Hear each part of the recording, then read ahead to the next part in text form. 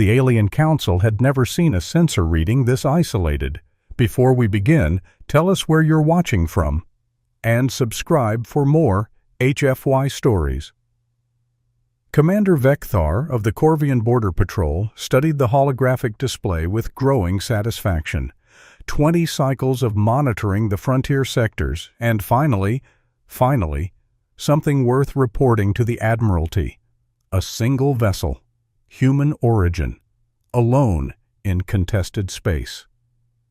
Magnification, he ordered, his 4 eyes narrowing at the image that materialized above the command console. The ship hung in the void like a lost child, its hull configuration unlike anything in the Corvian database.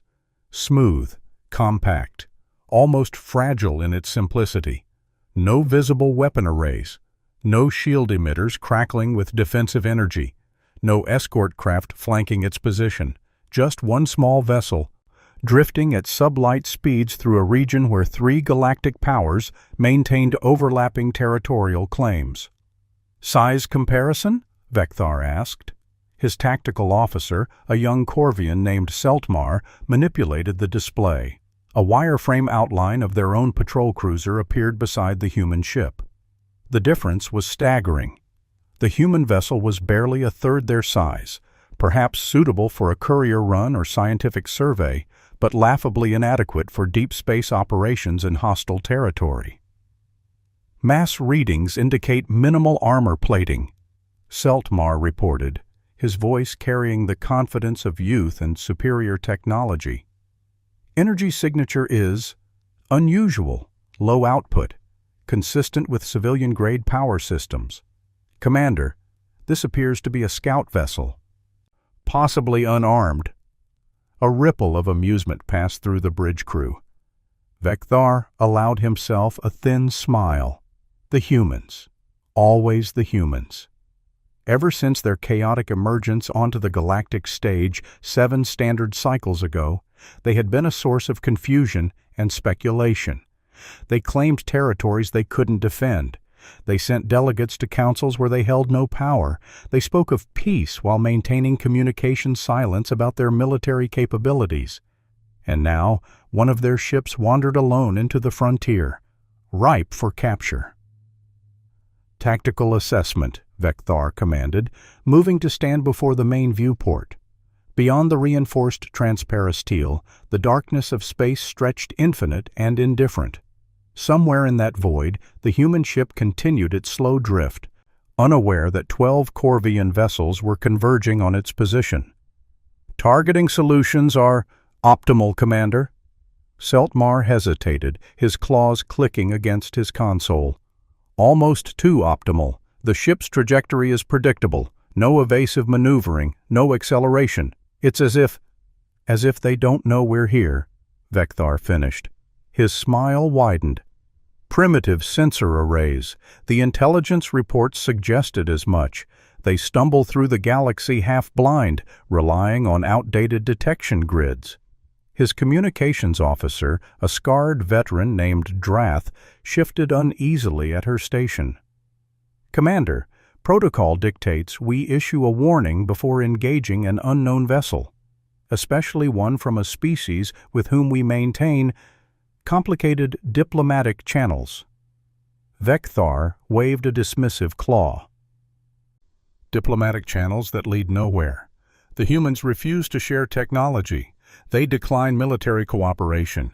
They establish colonies in resource-rich systems and claim sovereign rights they cannot enforce. This ship is in contested space, Drath. By salvage law, it's legitimate seizure. He turned back to the display, his mind already calculating the rewards. A human ship, intact, would be an intelligence treasure. Their propulsion systems, their data cores, their navigation logs. Every scrap of information would be valuable to the Corvian Admiralty, and more importantly, to the Galactic Coalition Science Directorate. Humanity's refusal to join the established order had made them objects of intense curiosity. Some species viewed them as potential allies, others saw them as threats. But all agreed that understanding human technology would provide significant strategic advantage. "Intercept course," Vecthar ordered. "All 12 vessels. Formation Theta 7. Weapons primed but held. I want that ship disabled, not destroyed. Its contents are too valuable to vaporize." "Yes, Commander."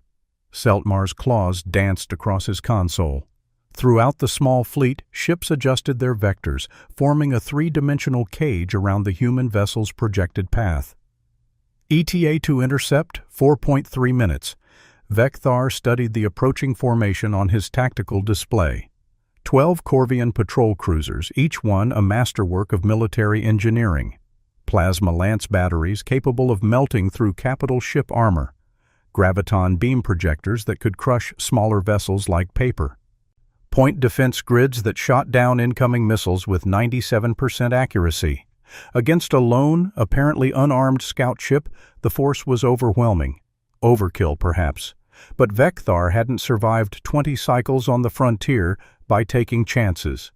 "Scanning for escape pods or auxiliary craft," one of the sensor technicians reported. "Negative contact. The vessel appears to be operating independently." "Life signs?" "Inconclusive, Commander. Their hull composition is interfering with our bioscanners. We're detecting electromagnetic fluctuations consistent with life support systems, but no clear organism readings." Vecthar frowned. More human strangeness. Their ships leaked exotic radiation signatures that played havoc with standard detection equipment. Some in the intelligence community theorized it was deliberate, a form of passive stealth. Others believed humans simply hadn't mastered clean energy generation. 2 minutes to intercept," Seltmar announced. The human ship continued its drift, growing larger in the viewport. Vecthar could see it clearly now without magnification, a sleek, silver-gray hull that reflected starlight in strange, almost liquid patterns. No running lights, no communication arrays extending from its frame, no visible crew stations or observation ports. It was oddly smooth, as if grown rather than constructed. Beautiful in its own way, and soon to be a Corvian prize. "All vessels report ready status," Seltmar said. "Targeting locks acquired. Graviton beams at 70% charge. Plasma lances ready to fire on your command." Vecthar settled into his command chair, his claws gripping the armrests with barely contained anticipation. This was the moment every frontier commander dreamed of. The capture that would earn commendations, promotions, perhaps even a posting to the core worlds. His name would be remembered. The commander who brought home humanity's secrets. "Open a channel," he ordered. "Standard challenge protocol. Let's give them one chance to surrender peacefully. I want salvage rights, not a war crime investigation." Drath nodded and activated the communication array. "Channel open, Commander. Broadcasting on all human frequencies we've cataloged." Vecthar leaned forward. "Attention, human vessel. This is Commander Vecthar of the Corvian Border Patrol, acting under authority of the Galactic Coalition Frontier Accords. You have entered contested space without proper authorization. Power down your engines and prepare to be boarded. Compliance will ensure your safety. Resistance will be met with overwhelming force. You have 30 seconds to respond." Silence. The human ship drifted onward, unchanged, unconcerned. No course correction, no acceleration, no reply. Vecthar felt the first stirring of unease in his chest, a cold thread that wound through his earlier confidence. Why weren't they responding? Even the most primitive civilizations understood the concept of military challenge. Even doomed crews sent final transmissions, pleas for mercy, defiant curses, but the human ship offered nothing, just silence, just that strange, smooth hull catching starlight as it moved through the void. "Commander," Drath said quietly, "they may not be receiving our transmission. Hull interference, perhaps, or language barriers we haven't accounted for." "Then we proceed," Vecthar decided, crushing his unease beneath certainty. "If they won't listen, they'll learn. Seltmar, execute capture protocol. Graviton beams, minimum power. Pin that ship in place." "Yes, Commander." Across the Corvian formation, weapon systems activated with soft, thrumming power. Vecthar watched the tactical display as 12 ships aligned their graviton projectors, preparing to flood the target zone with directional gravity fields that would hold the human vessel as surely as physical chains. "Firing," Seltmar announced. The darkness lit up with invisible force. On the sensors, Vecthar saw the graviton beams converge, creating a pocket of intensified gravity around the human ship, a trap from which nothing could escape without tearing itself apart. The human ship continued drifting, its course unchanged. Vecthar blinked. "Report! Beams are active, Commander." Seltmar's voice carried confusion. "Energy expenditure nominal. Graviton field confirmed at target coordinates. But the vessel is not slowing down," Vecthar finished, his unease blossoming into something darker. "Increase power, 70%. The beams intensified. The sensors showed a gravity well strong enough to stress the structural integrity of most ships in the known galaxy, strong enough to hold a dreadnought in place. The human ship drifted through it like smoke through a net. "Impossible," Seltmar whispered. And in that moment, watching that small, silent vessel ignore technology that should have been absolute, Commander Vecthar felt the first true tremor of fear. The silence on the bridge was absolute. 12 of the Corvian Border Patrol's finest vessels surrounded a single human ship, and their most reliable weapon system had simply failed. "Full power," Vecthar ordered, his voice hardening to mask the uncertainty crawling up his spine. "All graviton projectors. Maximum output." "Commander, that level of gravitational force could—" "I'm aware of the risks, Seltmar. Execute." The tactical officer's claws trembled slightly as he input the commands. Across the formation, graviton projectors cycled to full capacity, drawing massive amounts of power from the ship's reactors. The space around the human vessel should have become a crushing vice, a localized singularity that would compress the ship's hull like a Corvian child crumpling paper. The sensors showed the field activating perfectly. The mathematics were flawless. The physics were sound. The human ship continued its slow, leisurely drift through the formation, utterly unaffected. "Energy readings?" Vecthar demanded. "The graviton beams are functioning within normal parameters," a sensor technician reported, his voice pitched high with stress. "Field density is—" "Commander, at these readings, we should be detecting gravitational lensing effects, visible light distortion. The ship should be experiencing forces equivalent to 12,000 standard gravities, but there's no structural stress, no hull compression, no reaction at all." Drath leaned over her console, her scarred features drawn tight. "Commander, I'm detecting no defensive countermeasures, no shield harmonics, no gravity displacement fields. Nothing that would explain this immunity." Vecthar felt his secondary hearts beginning to race, a biological response to profound wrongness. 20 cycles of experience, countless intercepts, hundreds of captured vessels. Never had he encountered anything like this. Ships didn't simply ignore graviton beams. It was like trying to ignore the existence of gravity itself. "Plasma lances," he said, his voice dropping to a growl. "Target the propulsion systems. Minimal yield.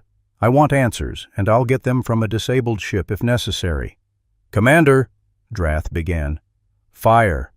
8 ships released coherent streams of superheated plasma, each beam calibrated to slice through armor plating with surgical precision. The lances converged on the human vessel's aft section, where thermal imaging suggested engine assemblies. The plasma beams struck and passed through, not deflected, not absorbed, not even scattered. The plasma simply flowed around the hull as if the ship existed in a different layer of reality, the deadly energy continuing harmlessly into the void beyond. "What?" Seltmar's voice broke. "What is that?" Every officer on the bridge stared at their displays, watching sensor logs replay the impossible event. The plasma had been there. The ship had been there. but somehow they had occupied the same space without interacting. "Intensify targeting scans," Vekthar ordered, forcing authority into his voice even as his mind reeled. "There must be some kind of shielding technology, something we're not detecting." "Negative, Commander." The sensor technician's claws clicked frantically across his console. "I'm running full-spectrum analysis. There's no shield bubble, no energy barrier, no— Wait. What is it? There's a reading. Faint. It's like the ship is vibrating. Not physically vibrating, but vibrating through— I don't have the terminology for this. It's as if the vessel is occupying multiple quantum states simultaneously. As if it's— The technician stopped, his four eyes widening in disbelief at his own words. "Impossible," Vekthar said flatly. "That would require technology centuries beyond current theoretical frameworks. The humans are newcomers. They've barely mastered faster-than-light travel." "Then explain what we're seeing, Commander," Drath said quietly. Vekthar had no answer. "Incoming transmission," the communications officer suddenly announced. "Source, the human vessel. Audio only." Every eye on the bridge turned to the communications station. The human ship, silent until now, was finally responding. "Put it through," Vekthar commanded. A voice filled the bridge, calm, measured, with that peculiar tonal quality that marked human speech. Female, if Vekthar's briefings on human gender distinctions were accurate. "Corvian vessels, this is Captain Sarah Chen of the TRSC Probability. I acknowledge your challenge and respectfully decline your boarding request. This vessel is operating under the Terran Research Accord and poses no threat to Corvian interests. I recommend you discontinue hostile actions and return to your patrol routes." The voice was unsettling. No fear, no desperation. No anger at being fired upon. Just a calm, almost patient tone, as if the speaker were addressing children who had misbehaved. Vekthar's claws dug into his armrests. "This is Commander Vekthar. Your vessel is in contested space without authorization. You will comply with coalition law or face the consequences.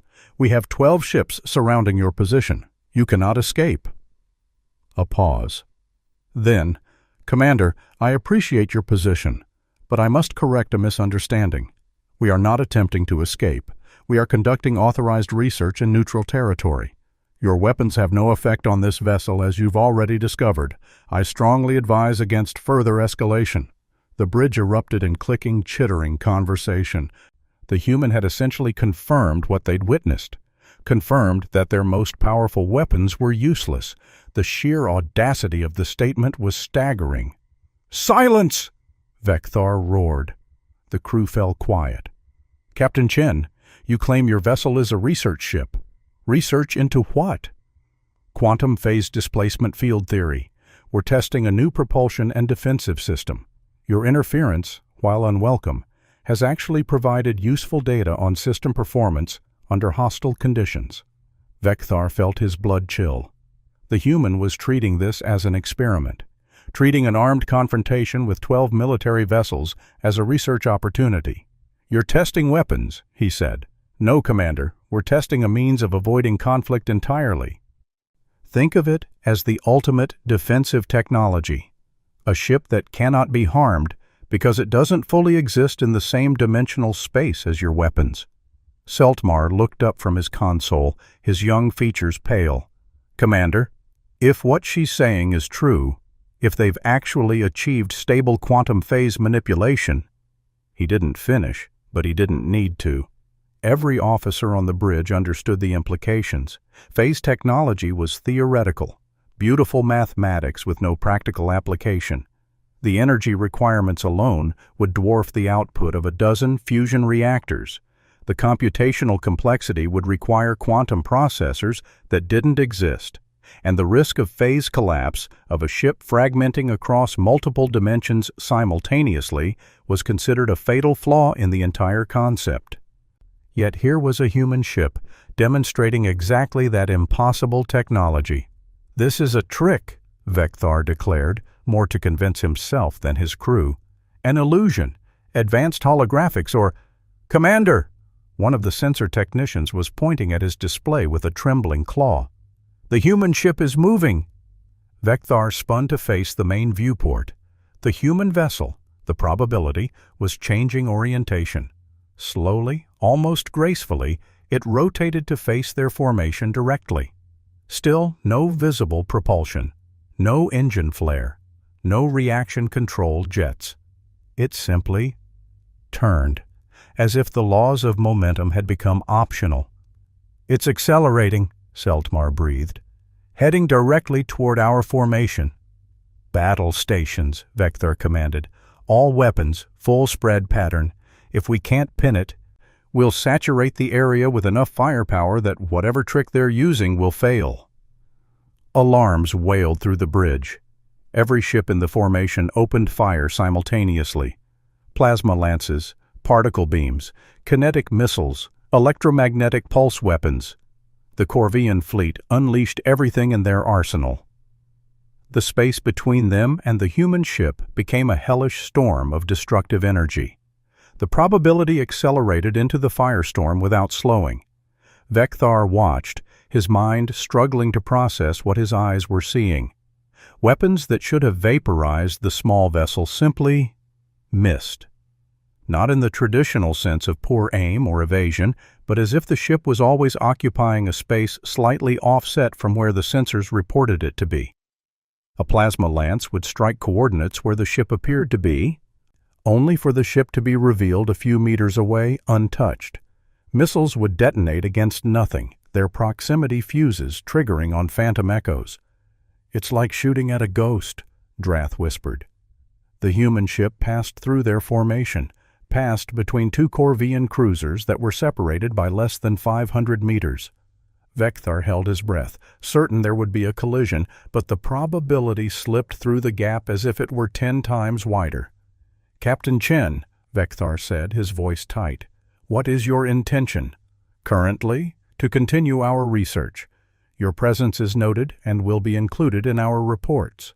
The Terran Research Council will file a formal complaint with the Coalition about this unprovoked attack, but no punitive actions are planned at this time."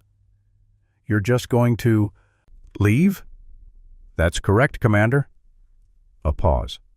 "Unless you'd prefer to continue this engagement. I should mention that while this vessel is purely defensive, I can summon appropriate military support if you persist in hostile actions. The TCNS Inevitable is currently stationed 3 light hours from this position. I'm certain Commander Park would be less patient than I am." Vekthar's claws clenched. A military vessel, a human warship. If their research ships could ignore Coalition weapons with ease, what could their actual warships do? "Commander," Seltmar said urgently, "I'm reading power fluctuations across the formation, multiple systems going into diagnostic mode. It's as if our ships are..." Every screen on the bridge flickered, every light dimmed, every console beeped error warnings simultaneously. Then the probability pulsed. It wasn't visible to the naked eye, but every sensor recorded it, a single wave of energy that radiated from the human ship like a ripple in a pond.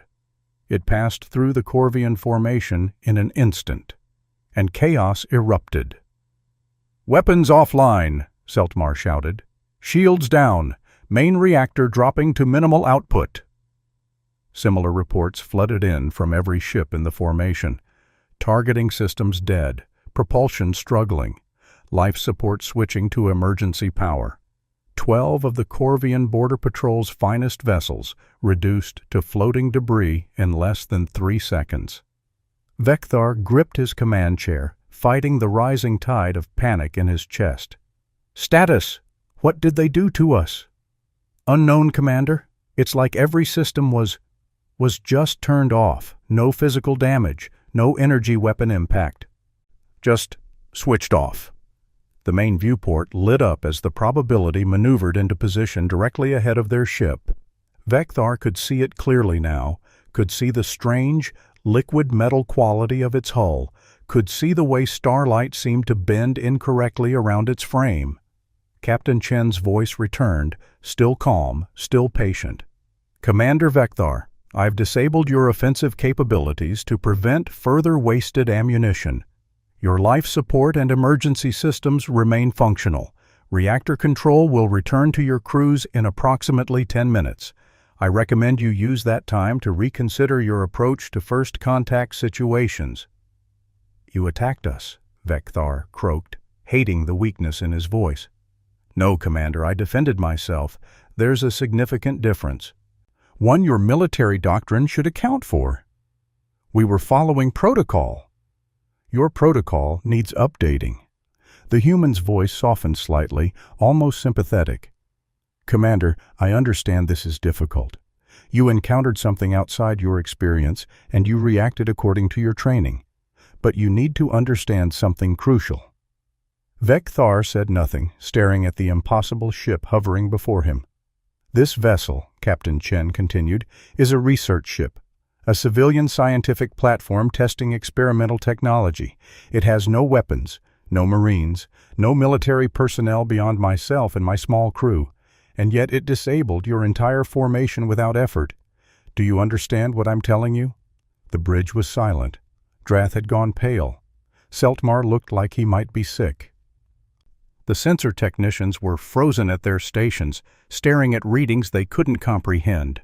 "If this is what we use for research," Captain Chen said quietly, "what do you think our warships are capable of?" The question hung in the dead air of the bridge, unanswerable and terrible. "I'm going to leave now," the human captain continued. "I suggest you file a full report with your superiors. Include every sensor reading, every tactical response, every moment of this encounter. They need to understand what happened here today, for your sake and for the sake of the coalition." The probability began to rotate, turning away from the formation. "Captain Chen," Vekthar said, the words dragging themselves from his throat like shards of glass. "What are you?" A long pause. Then almost gently, "We're human, Commander." And perhaps it's time the galaxy learned what that actually means.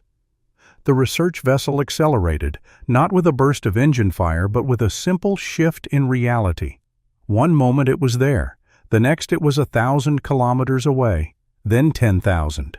Then gone, vanished into the infinite dark as if it had never existed at all. In the Corvian formation, 12 ships drifted powerless, their crews staring at empty space and trying to comprehend the impossible thing that had just occurred. On the bridge of the lead cruiser, Commander Vekthar sat in his command chair, his claws trembling, his mind racing through everything he'd witnessed. Everything he'd been taught, everything he'd believed about Corvian superiority and military dominance lay shattered around him like broken glass. And somewhere in the back of his mind, a terrible certainty was taking root. They had attacked easy prey. They had been very, very wrong. The reactor control returned exactly when Captain Chen had promised. 10 minutes to the second. Throughout the Corvian formation, systems flickered back to life with mechanical precision, as if invisible hands had flipped switches across 12 ships simultaneously. Vekthar watched his command console illuminate, each system status indicator turning from red to amber to green. Weapons, shields, propulsion, communications, everything functional, everything undamaged. As if the past 15 minutes had been a nightmare from which they were only now awakening. Except it hadn't been a nightmare. "Fleet-wide status report," he ordered, his voice hoarse. Seltmar worked his console with shaking claws. "All vessels report full functionality restored, Commander. No casualties, no structural damage. All systems operating within normal parameters."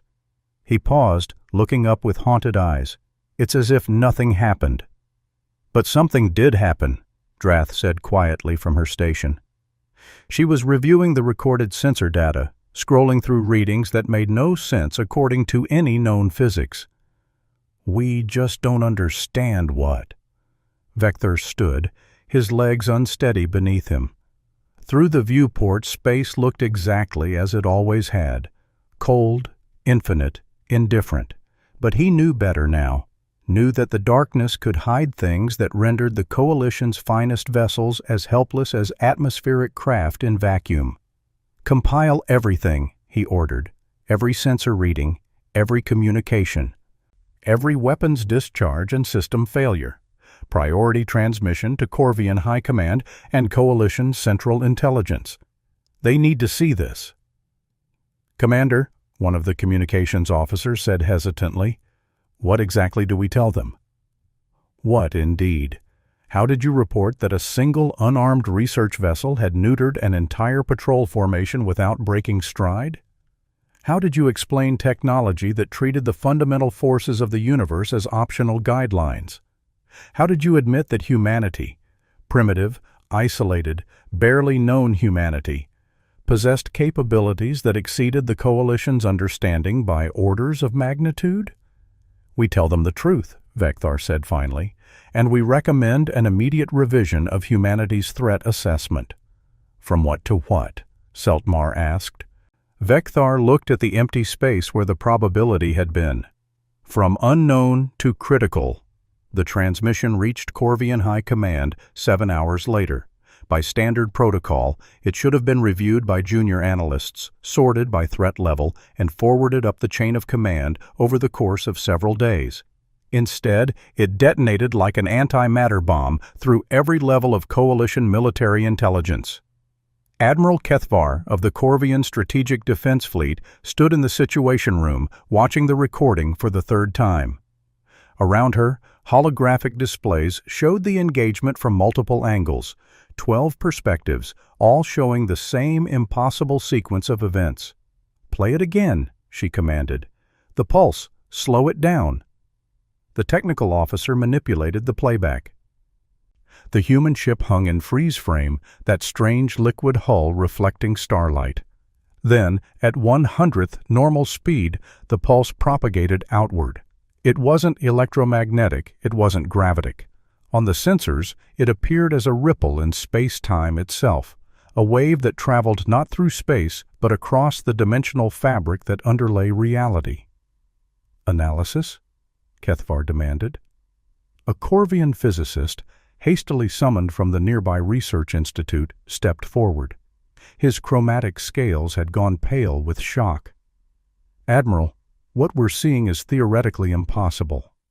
The energy requirements to generate a localized dimensional pulse would require the output of a star. The computational precision to target specific systems across multiple vessels would require quantum processing beyond our current capabilities. And the control necessary to disable without destroying?" He trailed off, shaking his head. "This is technology we theorized would take millennia to develop, if it could be developed at all. But the humans have it." "Apparently, Admiral." Kethvar moved to another display, this one showing enhanced imagery of the probability itself. The vessel's design was elegant, almost organic. None of the hard angles and modular construction that characterized Coalition shipbuilding. It looked grown, not built. "What else are we missing?" she asked quietly. "If this is their research vessel, what other surprises have they kept hidden?" No one answered. The silence spoke volumes. A priority alert chimed. Another transmission, this time from Coalition Central Intelligence. Kethvar activated it with a gesture, and a holographic face materialized above the central projector, Ambassador Krethnor, one of the Coalition's senior diplomatic officials. "Admiral Kethvar," the ambassador began without preamble, "I've reviewed the incident report from Commander Vekthar's patrol group. I need you to understand something crucial. This is not the first such encounter." The room went utterly still. "Explain," Kethvar demanded. The ambassador's image gestured, and new files appeared in the shared data space. Incident reports, sensor logs, all marked with the highest security clearances. "Over the past 6 cycles, we've received 17 similar reports from various Coalition members, all classified, all suppressed to prevent panic." The Vrelian Deep Space Monitoring Network detected human vessels traversing their territory, except the vessels appeared and disappeared without using standard FTL corridors. The Thexcal Commerce raiders attempted to intercept what they believed was a human cargo hauler. Their entire squadron experienced simultaneous systems failures. The Mordain Science Directorate observed a human research station that somehow maintained a stable orbit inside a black hole's accretion disk. Each revelation hit like a physical blow. Kethvar felt her certainty crumbling, felt the carefully constructed understanding of galactic power structures dissolving. "Why wasn't this information shared?" she asked, her voice tight with barely controlled fury. "Because no one wanted to believe it," Ambassador Krethnor replied. Each incident was dismissed as sensor malfunction, equipment failure, or misidentification. Each species that encountered humans reported the incidents quietly, hoping to study the problem in isolation, hoping to gain advantage from understanding human technology before their rivals. And instead, we all remained ignorant. Precisely. The ambassador's expression was grim. "Admiral, we need to recalibrate our entire understanding of humanity. They're not a minor species stumbling onto the galactic stage. They're a major power that has been deliberately concealing their capabilities." The Corvian physicist spoke up, his voice wavering. "But why? Why hide such overwhelming superiority? They could demand concessions, claim territories, enforce their will on the entire coalition if they chose." "That," said a new voice, "is the truly terrifying question." Everyone turned.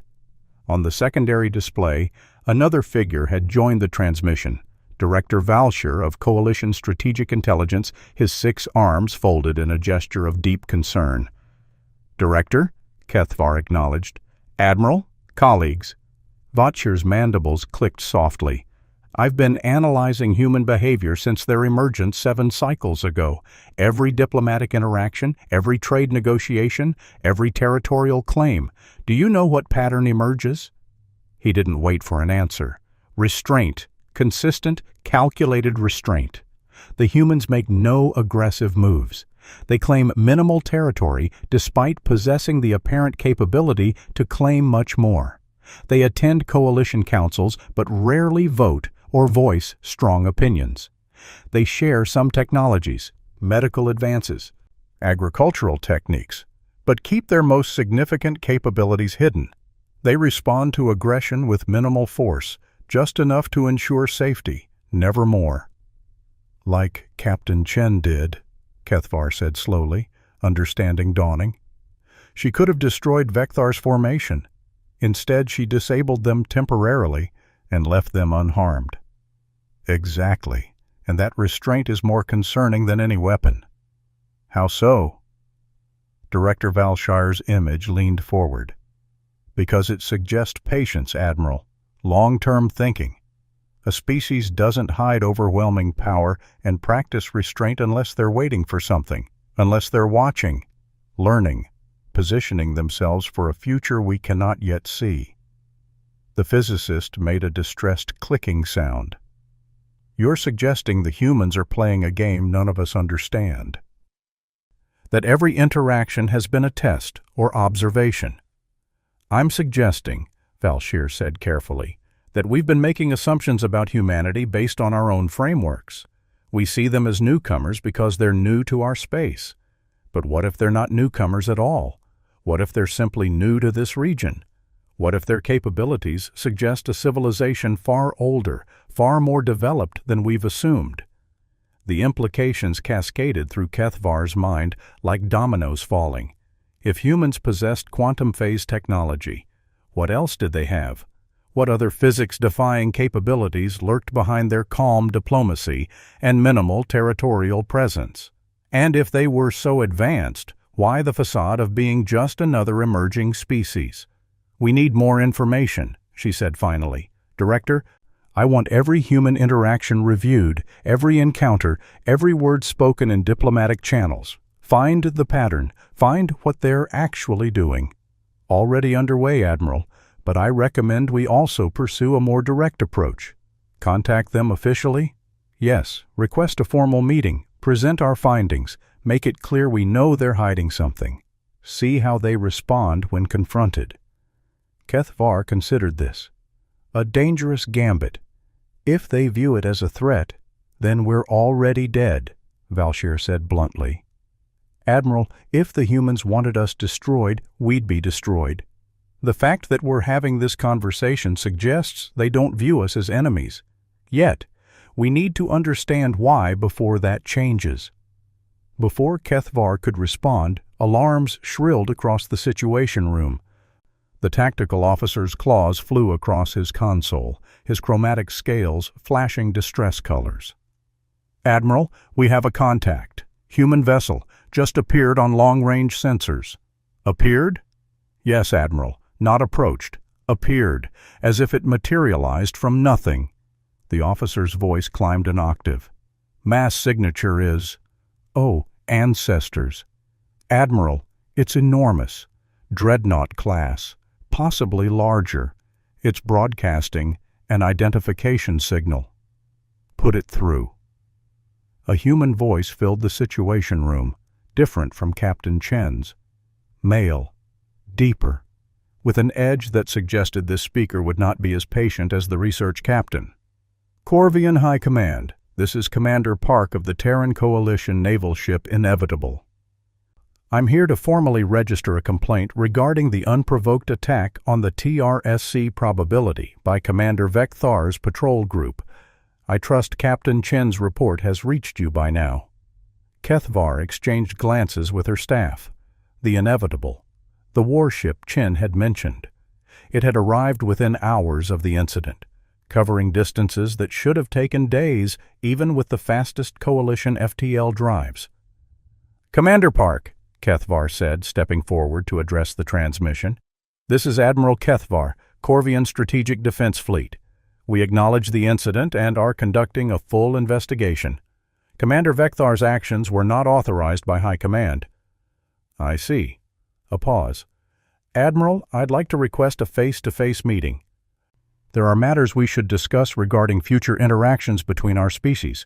I believe it's time for some transparency. Transparency, Kethvar repeated, the word feeling strange in her mouth.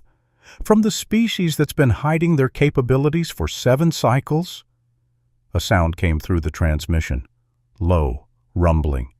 It took Kethvar a moment to recognize it. Human laughter. Fair point, Admiral, Commander Park said, audible amusement in his voice. Yes, we've been somewhat reserved in revealing our full capabilities. There were reasons for that. Good reasons. But recent events suggest our approach may need adjustment. Recent events meaning your research ship humiliating one of our patrol formations. Among other things. The humor faded from Park's voice, replaced by something harder. Admiral, let me be direct. The probability incident was unfortunate, but not unexpected. We've been conducting tests throughout this sector for the past 3 cycles. We knew eventually we'd encounter military resistance. What concerns me is not that your commander attacked. It's the why. Kethvar's scales prickled with unease. Explain. You attacked because you saw a weakness, because you believed you could capture a lone vessel and extract our secrets, because you thought we were prey. A sharp edge entered Park's words.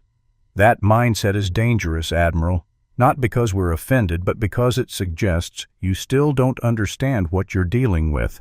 Then enlighten us, Kethvar shot back. Stop speaking in riddles and tell us what humanity actually is.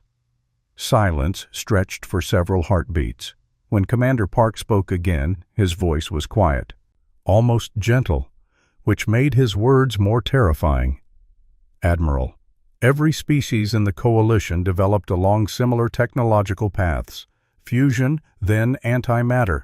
Conventional ships, then FTL. Energy weapons, then particle beams. You all followed the same basic progression, arrived at similar solutions. It's a logical path, predictable, well understood. And humanity didn't follow that path. We couldn't. Our home system was unique, hostile in ways that forced us to develop differently. We didn't have the luxury of conventional solutions. We needed physics that worked differently, engines that operated on different principles, defenses that didn't rely on absorbing energy but on avoiding interaction entirely. Kethvar's analytical mind raced. You're saying your technology is fundamentally different from ours, built on different scientific principles. Not just different, Admiral, incompatible. The probabilities phase shift system doesn't counter your weapons. It operates in a framework where your weapons are irrelevant. It's not that your plasma lances and graviton beams failed, it's that they never had a chance to succeed in the first place. The Corvian physicist made a strangled sound. That's not just an advancement. That's a paradigm shift. That's like comparing bronze weapons to nuclear arms. An apt comparison, Park agreed. And that brings me to why I'm here, Admiral. We need to establish clear protocols, rules of engagement that account for our technological disparity. Because the next commander who attacks what they perceive as an easy human target might encounter something far less forgiving than Captain Chen.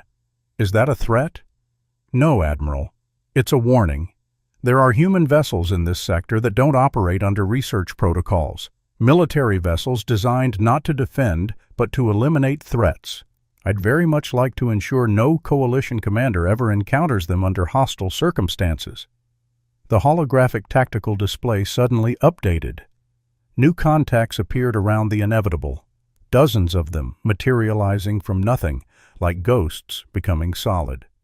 Smaller craft, escort vessels, each one broadcasting identification codes, human warships, an entire battle group appearing without warning, without detection, without any opportunity for the coalition to respond.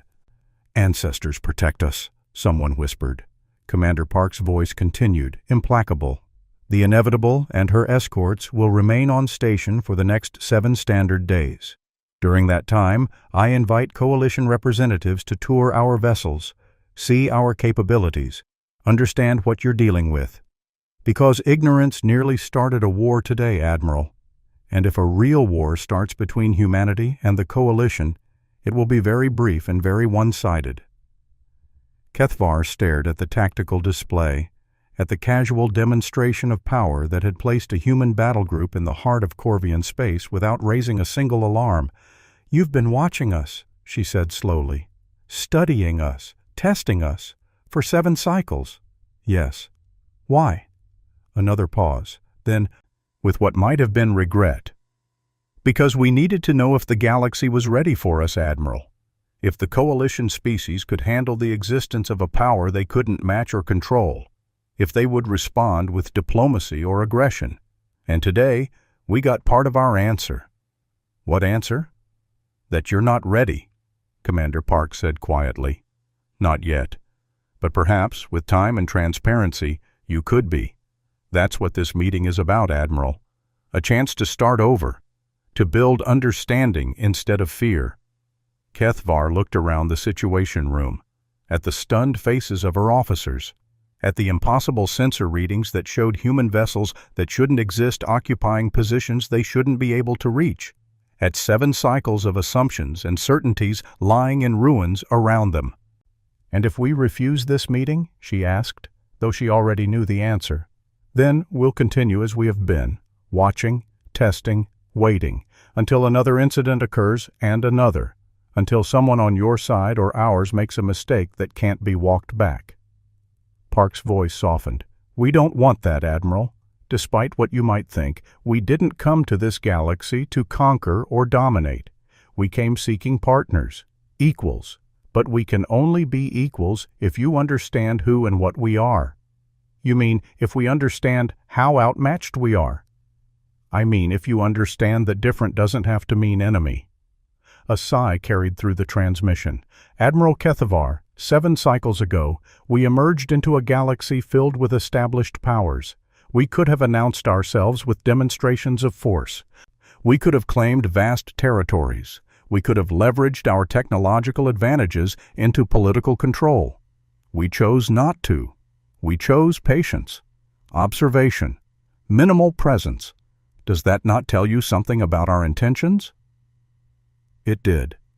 It told Kethavar that humanity was playing a longer game than any coalition species had considered, that they were capable of restraint even when holding overwhelming power, that they were perhaps more dangerous because of that restraint than they would have been with open aggression, because a species that could wait, that could watch and plan and position itself with such patience, was a species that thought in terms of centuries, not cycles. "I'll attend your meeting, Commander Park," Kethavar said finally, "and I'll bring representatives from Coalition Central Command. But understand, this changes everything. The entire balance of power in this region of space has shifted." "No, Admiral," Park replied gently. "The balance was always what it is now. You just didn't know it. That's what we're trying to fix." The transmission ended. The human battle group remained on sensors, a hovering reminder of everything the Coalition had misunderstood about humanity. In the Situation Room, no one spoke. They simply stared at the displays, watching ghosts made real, understanding slowly dawning that the galaxy they thought they knew had become unrecognizable in a single day. And somewhere in the darkness between stars, the TRSC probability continued its journey, conducting research, gathering data, utterly unconcerned with the civilizational crisis it had left in its wake. After all, it was just a research vessel. What did it have to fear from anyone? The Coalition Emergency Summit convened 36 hours after Commander Park's ultimatum. In the Grand Chamber of the Corvian High Command, a space designed to project power and authority, representatives from 17 species gathered in a state of barely controlled panic. Admiral Kethavar stood at the central podium, the weight of every eye pressing down on her like physical force. Behind her, holographic displays showed the same sensor recordings that had been replaying in her nightmares. The probability ignoring their weapons, the pulse that disabled 12 ships, the human battle group materializing from nothing. "This summit is called to order," she announced, her voice carrying across the chamber despite the undercurrent of agitated conversation. "We are here to address what Coalition intelligence has designated as a Level 1 civilizational threat assessment." The chamber erupted in clicking, chittering, and various forms of agitated communication. The Vrelian ambassador, a crystalline being whose colors shifted with emotion, blazed a sharp crimson. "Threat assessment?" The Vrelian's voice resonated through their translation matrix. "Admiral, with respect, that implies we have any capacity to respond to this threat. Your own reports indicate the humans disabled your patrol formation as casually as we might swat an insect." "The Vrelian representative speaks truth," added Ambassador Krethnor, his expression grave. "I've reviewed every recorded human interaction we have on file. The pattern is unmistakable. They've been testing us, probing our responses. And we failed every test."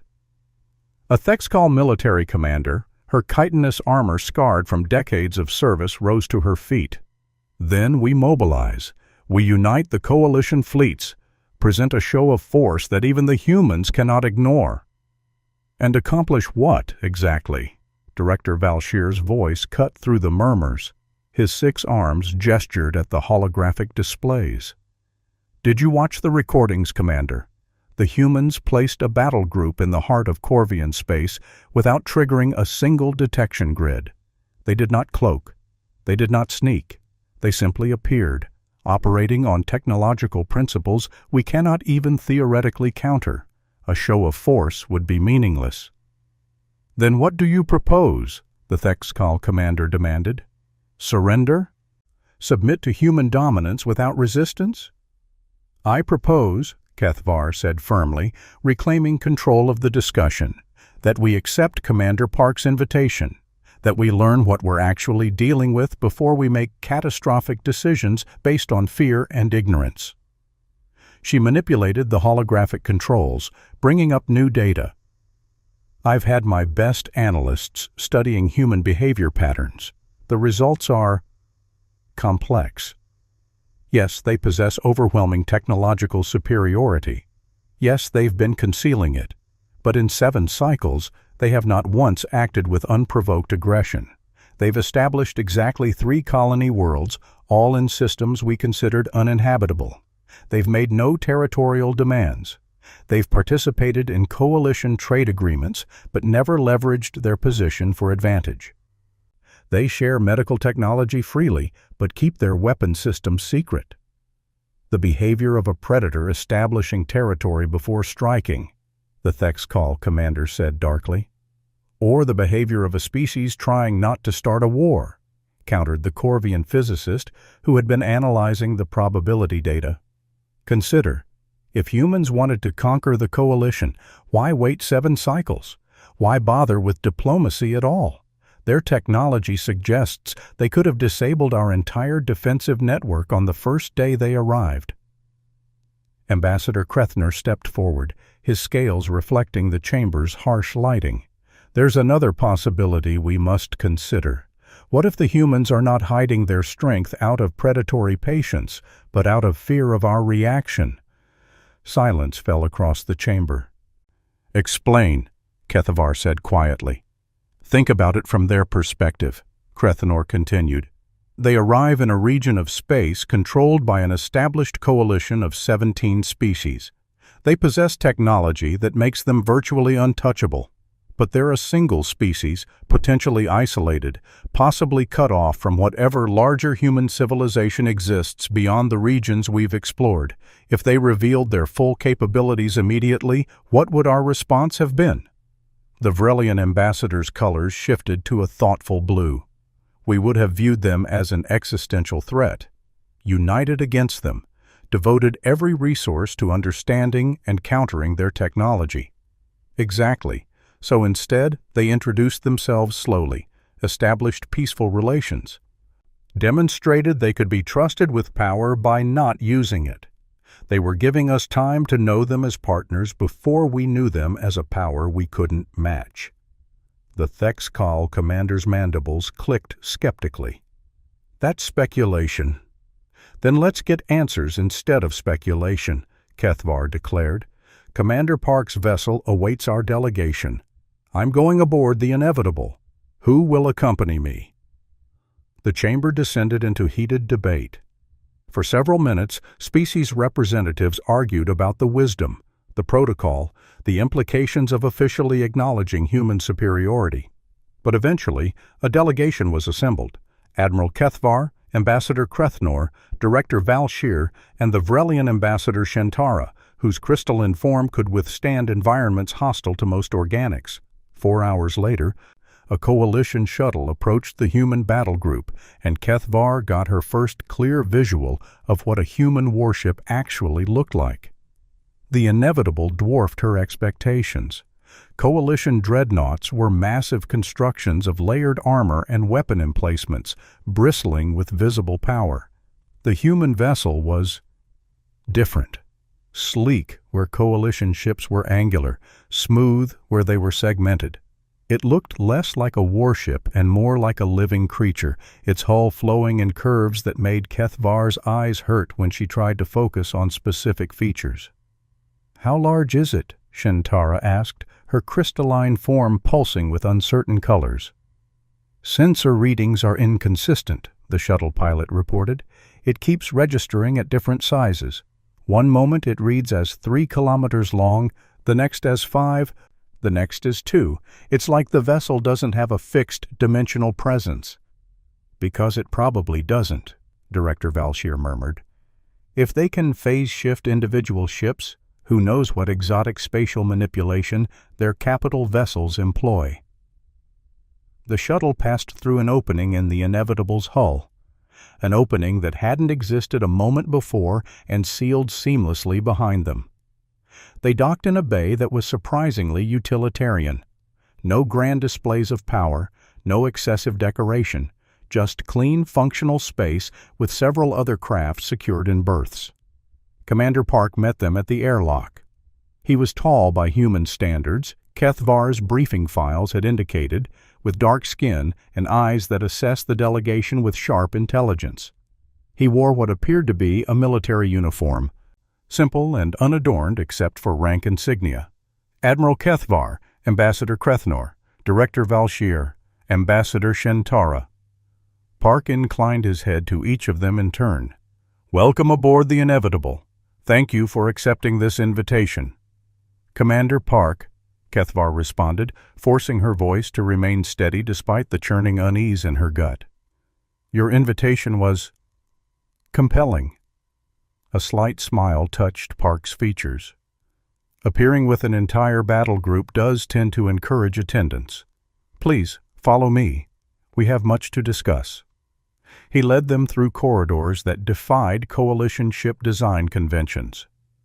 Where Corvian vessels were networks of discrete compartments connected by narrow passages, the Inevitable's interior flowed organically, walls curving into ceilings, spaces opening into each other without clear boundaries.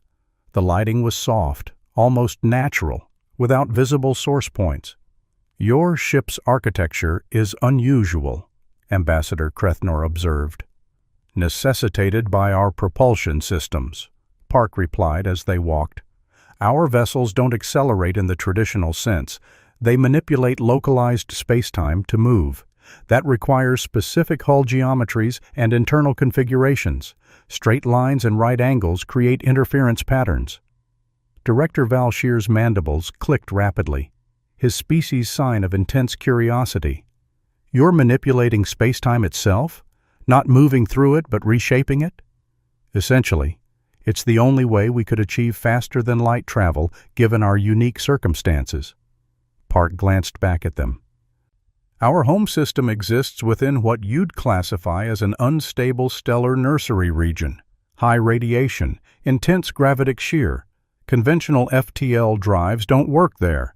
We had to develop alternatives or remain trapped. They entered a large chamber, clearly a briefing room. Holographic displays floated throughout the space, showing star maps, technical schematics, and data that Kethvar's translator software couldn't fully parse. A dozen other humans occupied the room, all in similar uniforms, all radiating the same calm competence that seemed to characterize their species. Please be seated, Park gestured to a conference table that had clearly been designed with multiple species in mind. Before we begin formal discussions, I want to show you something. Context is important. He activated a central holographic display. An image materialized, a solar system, but unlike any Kethvar had seen. The star burned with unstable fury, its surface roiling with magnetic storms. The planets orbited through radiation belts that should have been lethal to any form of life. Asteroid fields filled with debris cut through the system at deadly velocities. This is Sol, Park said quietly. The human home system, beautiful in its own way, and utterly hostile to conventional spacefaring technology. The display zoomed to show the third planet. Blue and green and swirling white, it looked almost peaceful despite the chaos surrounding it. Earth, our homeworld. For thousands of years, we developed in isolation, protected by our planet's magnetic field, but trapped by our system's dangers. Early attempts at space exploration resulted in catastrophic failures. Conventional rockets couldn't survive the radiation. Conventional electronics fried in the magnetic storms. Every solution we tried, every path the coalition species followed naturally, failed in our environment. The display shifted, showing schematic diagrams of what appeared to be early human spacecraft. They were crude, barely functional, clearly cobbled together from desperate necessity. So we adapted, Park continued. We developed shielding based on quantum field manipulation rather than physical barriers. We built drives that worked with spatial geometry rather than brute force propulsion. We created navigation systems that operated outside conventional physics because conventional physics didn't work for us. We were forced to become experts in the edges of reality, in the liminal spaces between dimensions, because that was the only way to survive. Shenatara's crystalline form shifted through thoughtful purples. You're saying your technological superiority isn't because you're more advanced. It's because you were forced down a completely different developmental path. Exactly. Park looked at each of them in turn. We're not better than you. We're just different. We solve different problems, and those solutions happen to make us extremely difficult to fight against using conventional methods. Difficult, the Thexcal military observer muttered, an interesting euphemism for impossible. Park didn't disagree. Instead, he pulled up new schematics, the probabilities phase shift system, broken down into component technologies. Kethvar's technical knowledge was limited, but even she could see the elegance, the complexity, the sheer alienness of the design. This is what disabled Commander Vekthar's formation, Park explained. Not a weapon, a side effect. The probability generates a quantum displacement field to avoid interaction with normal matter. When Captain Chen needed to encourage your forces to stand down, she simply inverted that field momentarily. It created a pulse that induced quantum decoherence in your ship's electronic systems, temporary, reversible, non-lethal. But it could have been lethal, Kethvar said flatly.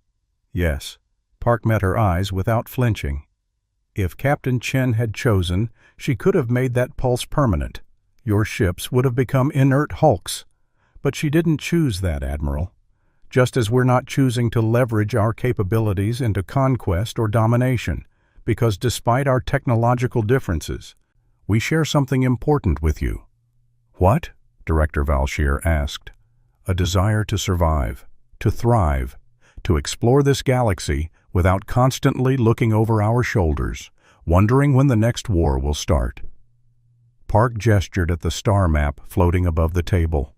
We spent thousands of years fighting to escape our home system. When we finally achieved interstellar travel and found the coalition, we could have reacted with aggression, assumed you were threats to be eliminated before they became problems. We chose differently.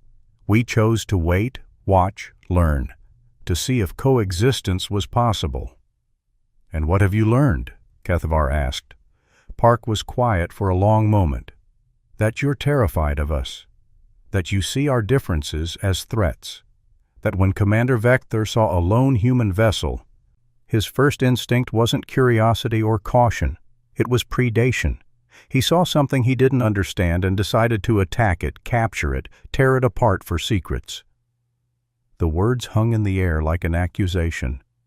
Kethvar felt her scales flush with shame because Park was right. That was exactly what Vekthar had done, what any coalition commander might have done, given the same situation. We're not prey, Admiral, Park said softly, and we're not predators. We're just trying to exist in a galaxy that doesn't know what to make of us. But we can't keep hiding forever. Eventually, more incidents like the probability will occur. Eventually, someone will push too hard and restraint will fail. We're trying to prevent that. Ambassador Krethnor leaned forward, his diplomatic instincts engaged. What do you propose? Commander? Transparency, technology sharing, joint research initiatives. We teach you the basics of our physics, help you understand how our systems work. Not to weaponize against us, that wouldn't work anyway, but to remove the fear of the unknown. And in exchange, you teach us about coalition culture, politics, social dynamics. Help us understand how to coexist without constantly triggering fear responses. You're offering to share your technology? Shantara's colors flashed disbelief. Why would you give away such an overwhelming advantage?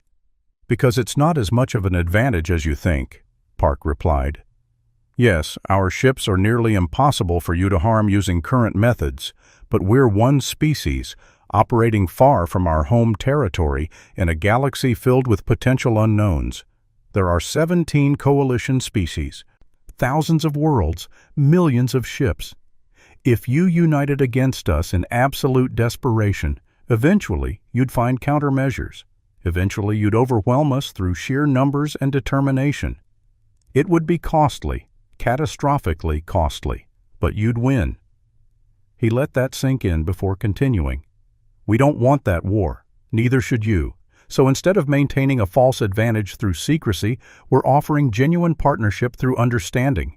It's the only stable path forward. The delegation exchanged glances. Kethvar could see the calculations happening behind every eye, the weighing of trust against suspicion, opportunity against danger. "There will be resistance," she said finally. "Species who view this as a trick, who believe you're lulling us into complacency before revealing some even more devastating capability." "I know," Park acknowledged, "but those species should ask themselves, if we wanted you subjugated, why are we having this conversation? Why not just disable your fleets and dictate terms?" "Perhaps because you're waiting for something," suggested the Thexcal observer. "Building toward some purpose we cannot see." Park smiled, a genuine expression without guile. "We're building toward peaceful coexistence, Commander. I realize that's difficult to believe. But consider, we've revealed capabilities today that we've kept hidden for 7 cycles. We've positioned a battle group in the heart of coalition space to demonstrate that we could attack at will. And yet, here we sit, having a conversation, negotiating rather than conquering. At what point does our consistent pattern of restraint become evidence of our intentions?" No one had an immediate answer. "Take this information back to your governments," Park said. "Share the recordings, show them what we've revealed, let them debate and argue and reach their conclusions, but also tell them this: humanity is extending a hand in partnership. We'd prefer you grasp it, but if you insist on viewing us as enemies, we'll accept that too, and adjust our presence in this region accordingly." "Adjust how?" Kethvar asked warily. "We'll withdraw, maintain minimal contact, establish clear boundaries, and hope that in a few generations, when current fears have faded, we can try again." Park's expression was serious now, almost sad. "We've waited thousands of years to reach the stars, Admiral. We can wait a few hundred more if necessary." The meeting continued for 3 more hours. Park and his staff answered questions, demonstrated technologies, explained principles that rewrote coalition understanding of physics. They were patient, thorough, and genuinely seemed committed to transparency. When the delegation finally returned to their shuttle, Kethvar felt mentally exhausted. Her worldview had been dismantled and reconstructed so many times in the past 2 days that she barely recognized her own understanding of galactic reality. "What do you think?" Ambassador Krethnor asked as they departed the inevitable. Kethvar watched the human warship through the viewport, watched its impossible hull catch starlight in ways that hurt to perceive. "I think we've been lucky, very, very lucky. If humanity had been even slightly less patient, slightly less committed to peace, we'd be fighting a war we couldn't possibly win." "Do you believe them? That they genuinely want partnership?" "I don't know," Kethvar admitted. "But I know Commander Vekthar attacked what he thought was easy prey, and humanity responded by not destroying him when they easily could have. That has to count for something." Director Valshier's mandibles clicked thoughtfully. "The galaxy is about to change, Admiral, whether we're ready or not." Through the viewport, the human battle group remained on station, a silent reminder of power held in check, of capabilities barely glimpsed, of a species that had chosen to wait when they could have acted. Somewhere in coalition space, alarms were ringing, emergency protocols engaging, defensive postures solidifying. The entire political landscape shifting beneath the weight of new understanding. And aboard the inevitable, Commander Park watched the coalition shuttle depart, hoping, but not certain, that he'd done enough. Hoping that humanity's long patience would finally be rewarded with understanding instead of fear. Hoping that the galaxy was ready for what came next. The coalition summit reconvened 72 hours later. This time every seat was filled, every species represented. The chamber that had hosted 17 delegations now held 43, minor powers, frontier colonies, independent systems, all converging to hear what the delegation had learned aboard the human warship. Admiral Kethvar stood at the podium again, but the weight pressing on her felt different now. Not the weight of ignorance and fear, but the weight of knowledge and choice. "Representatives of the Galactic Coalition," she began, her voice carrying across the now silent chamber. "Our delegation has returned from the human vessel, Inevitable. What we learned changes everything." She activated the central holographic display. Images from the meeting played out for all to see. The Inevitable's impossible architecture, the schematics of phase shift technology, Commander Park's patient explanations. Most importantly, the recording of Sol system, humanity's hostile birthplace, the crucible that had forged them into something the galaxy had never encountered. "They are not hiding superiority out of arrogance," Kethvar said. "They are managing revelation out of necessity. They spent 7 cycles determining whether we could handle the truth without immediately declaring war. Based on Commander Vekthar's actions, their caution was warranted." Murmurs rippled through the chamber. The Thexkal military commander stood abruptly. "So we were being tested, evaluated, judged by standards we didn't know existed." "Yes," Kethvar confirmed, "and we failed, repeatedly. 17 documented incidents where coalition forces attacked human vessels, attempted captures, violated their territory.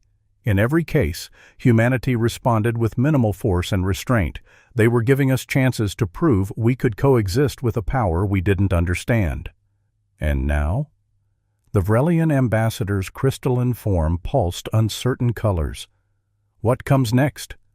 Ambassador Krethnor stepped forward. "Humanity is offering a choice. Partnership and transparency. They will teach us their physics, help us understand their capabilities. Integrate with coalition society. Or separation. They will withdraw to their own territories, establish clear boundaries, and wait for future generations to attempt contact again." "Those are our only options?" someone called from the delegation seats. "Submit or be isolated?" "No," Director Valshir said firmly. "Those aren't threats. They're accommodations. If we cannot handle their presence, they will remove it. If we can handle partnership, they will commit to it fully. They're letting us choose the nature of our relationship." The chamber erupted in debate. Arguments cascaded through the space, some species advocating for immediate alliance, others demanding continued suspicion, still others proposing complex middle paths. The discussion raged for hours, cycling through every permutation of fear and ambition, caution and opportunity. Finally, after 8 hours of deliberation, a vote was called. The resolution was simple: accept humanity's offer of partnership and technology sharing, establishing formal diplomatic and scientific exchange programs. The vote passed. Barely. 23 in favor, 18 opposed, 2 abstaining. Not a mandate, not overwhelming support, but enough, just barely enough. 3 days later, Captain Sarah Chen stood on the observation deck of the TRSC Probability, watching the stars drift past in their infinite dance. Her research mission was complete. The phase shift system had performed flawlessly, even under hostile conditions. The data would keep quantum engineers busy for years. But it was the other results that occupied her thoughts now. "Captain," her first officer, Lieutenant Marcus Webb, approached from behind. "We're receiving priority transmission from Admiral Torres. The coalition voted to accept the partnership proposal." Chen nodded slowly. "How close?" 23 to 18, with 2 abstentions. Closer than I'd hoped. But still a yes. Webb moved to stand beside her at the viewport. "Commander Park thinks this will work. That transparency will reduce fear over time." "Park's an optimist," Chen smiled slightly. "But maybe he's right. Maybe 7 cycles of patience will finally pay off." "And if it doesn't? If tensions escalate despite the partnership?" Chen was quiet for a long moment, watching starlight reflect off the probability's hull in patterns that still made her instruments complain. "Then we'll handle it the same way we've handled everything else. With patience, restraint, and the knowledge that we chose peace even when we could have chosen power." "The coalition still fears us," Webb observed. "They should." Chen turned to face him fully. "Fear isn't the problem, Marcus. Fear is honest. It's what they do with that fear that matters. If they choose to understand it, work through it, build bridges despite it, then we have a foundation. But if they let fear turn to hatred, let hatred turn to aggression."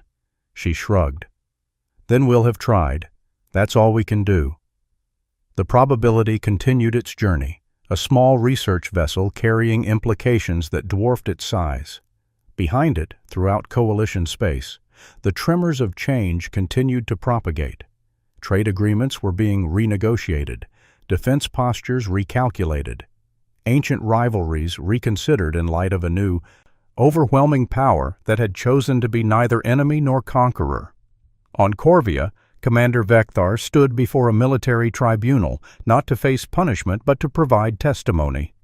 His encounter had become a case study, required viewing for every coalition officer.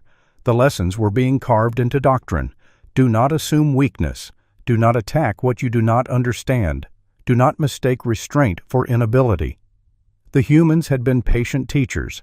Now the galaxy had to decide if it would be a willing student. 6 months later, the first joint research facility opened on a neutral station at the border of human and coalition space.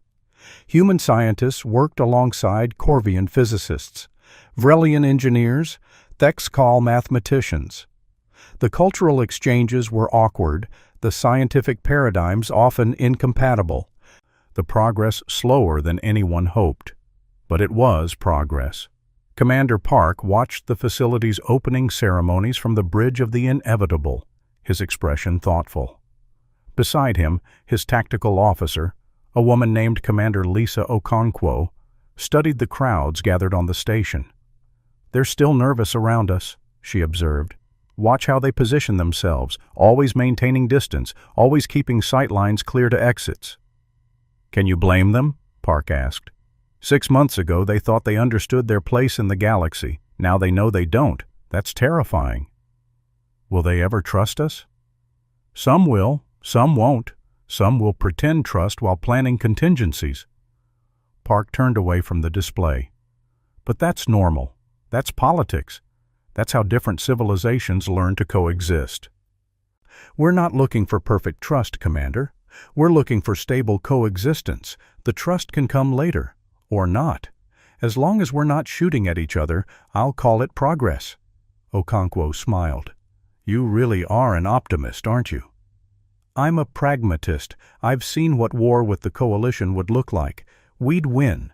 Decisively, quickly, overwhelmingly, and it would solve absolutely nothing except creating a galaxy full of species that hate us and spend every waking moment trying to find ways to hurt us." He shook his head. "No. This is better. Slower. Messier. But better." The inevitable remained on station for another 3 months, a visible reminder of human capability and human restraint. Then, quietly, it departed. No dramatic announcements. No grand gestures. It simply phased into whatever exotic dimension humanity used for faster-than-light travel and vanished. But other human ships remained. Research vessels like the Probability, diplomatic transports, science stations, a presence, but not an occupation, partners, but not overlords. The galaxy adjusted, slowly, painfully, but it adjusted. 3 years after the Probability incident, Admiral Kethvar attended a symposium on advanced physics at the Joint Research Facility. She found herself seated next to Captain Sarah Chen, who had been invited as a guest lecturer on quantum field manipulation.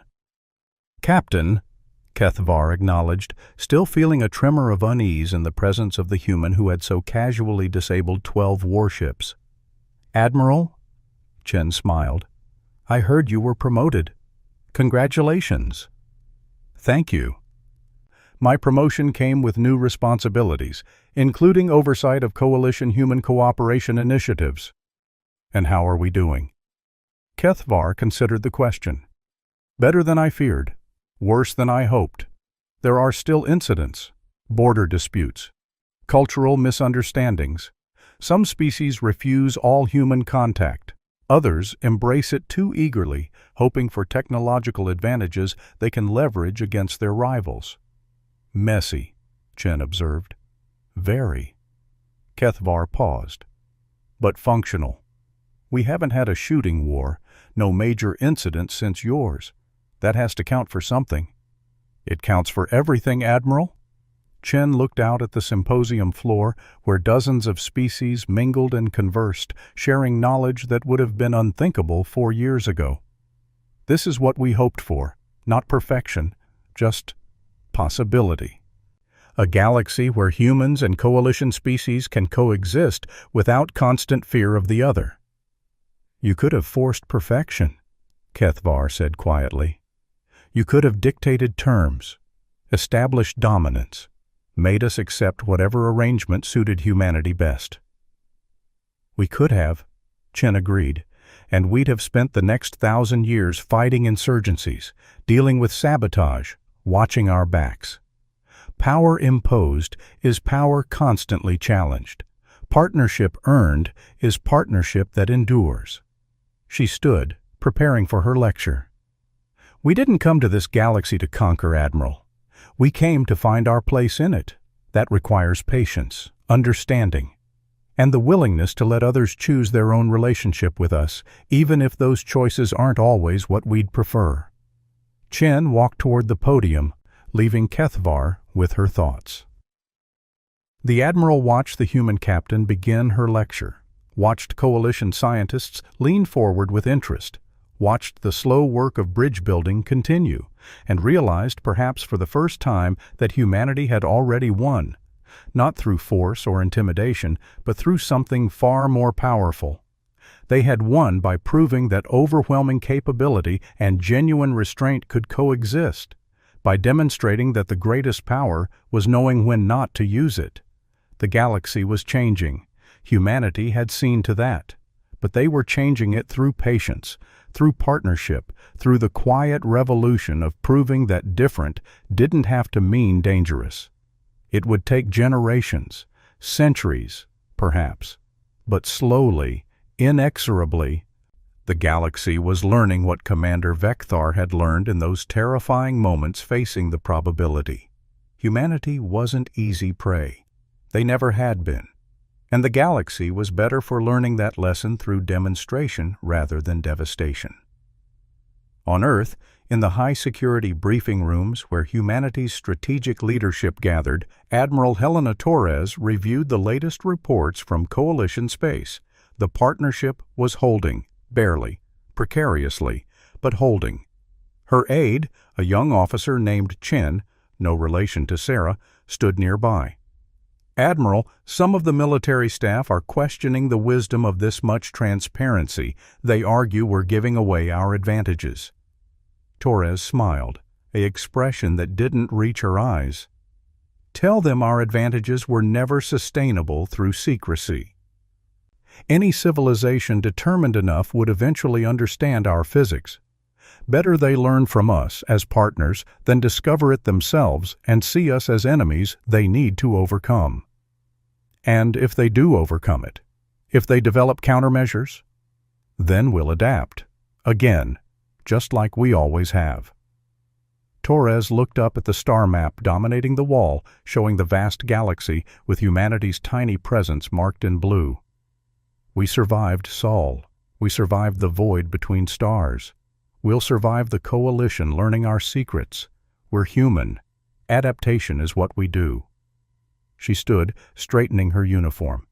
"Besides, if there's one thing we've learned about the galaxy, it's that new challenges always emerge, new threats, new mysteries. Better to face them with allies who trust us than enemies who fear us. Even if those allies still mostly fear us?" Torres's smile turned genuine. "Fear and respect aren't mutually exclusive, officer. The coalition fears what we can do, but they're learning to respect what we choose to do. That's enough. For now." She left the briefing room, heading toward another meeting, another negotiation, another small step in humanity's slow integration into galactic civilization. Outside the windows, Earth turned beneath them, that blue-green jewel that had spawned a species strange and powerful enough to make an entire galaxy reconsider its understanding of power itself. And somewhere in the vast dark between stars, the probability continued its eternal research mission, gathering data, testing systems. A small ship carrying the weight of humanity's reputation. They had thought one human ship was easy prey. They had been very, very wrong. And now, 3 years later, the galaxy was still learning what that mistake meant, still adjusting to a reality where the most dangerous power was the one that chose not to destroy you, still grappling with the terrifying implications of a species that valued peace even when holding the weapons of gods. The age of coalition dominance hadn't ended with conquest or war. It had ended with a simple research vessel, a patient captain, and a lesson delivered with restraint instead of violence. Humanity had arrived, and the galaxy would never be the same. What do you think about this clash between alien arrogance and human power? Share your thoughts below, and remember to like and subscribe for more HFY stories.